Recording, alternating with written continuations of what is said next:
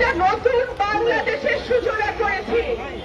এই নতুন বাংলাদেশে কোন জাতি, ধর্ম, বর্ণ, লিঙ্গ, কোন রকম কোন বৈষম্য আমরা মানব না। গত 17 বছর কি অবর্ণনীয় নির্যাতন, কি অবর্ণনীয় নির্যাতন আমাদের দলের নেতা কর্মীরা সহ্য করেছে।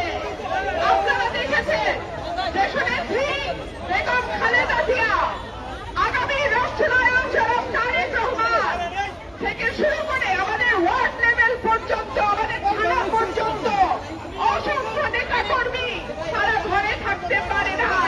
এক একজনের বিরুদ্ধে কয়েক শত করে মামলা, হেফাজতে গিয়ে আমাদের নেতা কর্মীদের নির্যাতন, আমাদের নেতা কর্মীদের গুম করা, মামলা দেয়া অনেক হয়েছে, আর হবে না। আমি আমার হিন্দু সম্প্রদায়ের ভাই বোনকে বলবো, আওয়ামী লীগ থেকে খুব সাবধান। যতবার তারা ক্ষমতায় আসছে তারা আপনাদের ব্যবহার করেছে, যতবার তারা ক্ষমতা ছেড়ে পালাতে বাধ্য হয়েছে তখনই তারা আপনাদেরকে ব্যবহার করেছে। বিএনপি যখন ক্ষমতায় ছিল তখন তো এইরকম হয় নাই, যেটা আমরা নাসিরনগরে দেখেছি, রামুতে দেখেছি, যশোরে দেখেছি, অভয়নগরে দেখেছি, কুমিল্লাতে দেখেছি। পূজা আসলেই একটা আতঙ্ক, কি জানি কি হয়, কি জানি কি হয়। আমাদের সময় তো এরকম হয় নাই।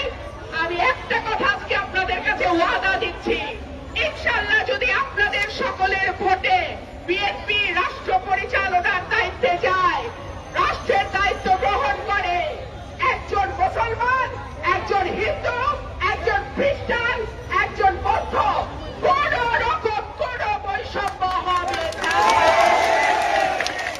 বাংলাদেশে আমার যতটুকু অধিকার, আমার বোন নিপুণের যতটুকু অধিকার, আমার দাদা জয়ন্তের যতটুকু অধিকার, আমার দিদি অপর্ণার যে অধিকার, সেই একই অধিকার বাংলাদেশের 17 কোটি মানুষ ভোগ করে।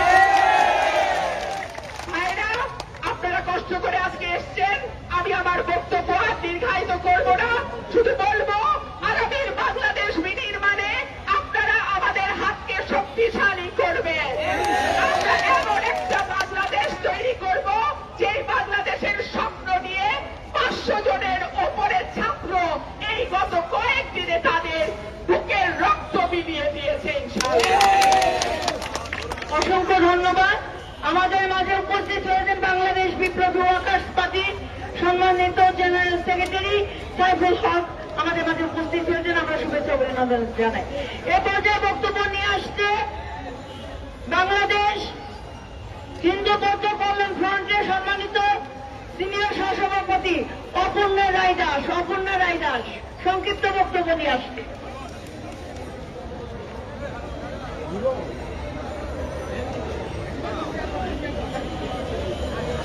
না, ঠিক আছে।